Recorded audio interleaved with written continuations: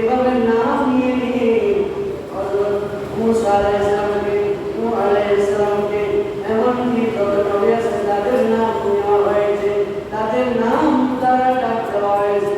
কিন্তু আল্লাহর প্যারা রাসূলকে বলেছেন, ইয়া আইয়ুহান নাবিয়্যু, ইয়া আইয়ুহার রাসূল, ইয়া আইয়ুহান নবী, এইভাবে করে নাম ডেকেছেন। ইয়া আইয়ুহাল মুদাসসির, ইয়া আইয়ুহাল মুজাম্মিল করে নাম ডেকেছেন। উচ্চস্বরে বলুন সুবহানাল্লাহ। কারণ আমার নবীর শ্রেষ্ঠত্ব আল্লাহ দান করেছেন। সকল নবীর উম্মত, সকল নবীর রহমত, সকল নবীর উম্মতের জন্য রহমত। কিন্তু সবাই এক এক নবী এক এক জনের রহমত এবং এক এক এলাকার জন্য নবী ছিলেন এবং ওনাদের এক এক এলাকার জন্য রহমত ছিলেন। কিন্তু আমার প্যারা রাসূল রহমত হচ্ছেন গোটা বিশ্বের জন্য। মা আরসালনাকা ইল্লা রাহমাতাল লিল আলামিন। কুল কায়নাতের জন্য আল্লাহর প্যারা রাসূল রহমত শুনুন, শুনুন। মানুষের জন্য, পশু পাখি, গাছপালা, পশু-পাখা যত আছে সবার জন্য একমাত্র আল্লাহর প্যারা রাসূল রহমত শুনুন। বড় মানুষ, ছোট মানুষ, গরিব মানুষ, যত মানুষ হোক না কেন, যত প্রকার হোক না কেন, কারো জন্য কি নয়,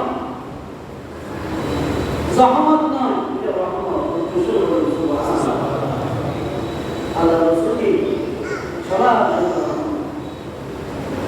সুতরাং আমাদের এই প্যারা রাসূল সাল্লাল্লাহু তাআলা আলাইহি ওয়াসাল্লামকে এত মর্যাদা দিতে হবে, একটা সম্মান দিতে হবে।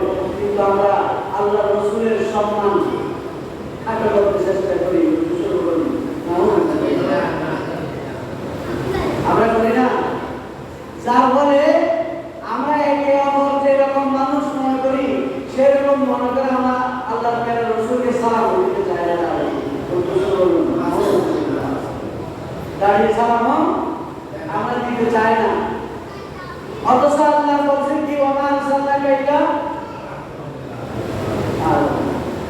সবার জন্য রহমত। আপনি মানলেও মানেন, না মানলেও না মানেন, সবার জন্য আল্লাহ রাসূল কি রহমত।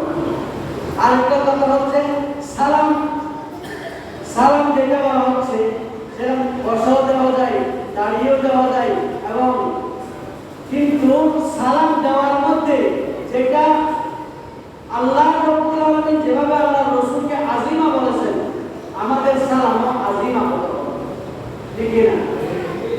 যত প্রকারের সম্মান আছে সব সম্মান রাসূলকে আমাদের দিতে হবে। আর মহব্বত যত আছে সমস্ত মহব্বত রাসূলকে দিতে হবে।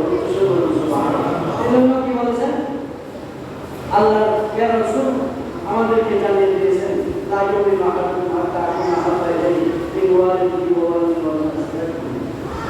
আল্লাহ রাসূলকে এমন ভাবে ভালোবাসতে হবে, আপনার স্ত্রী, পুত্র, সন্তান, এমনকি আপনার জন্মদাতা মা বাবার থেকেও বেশি।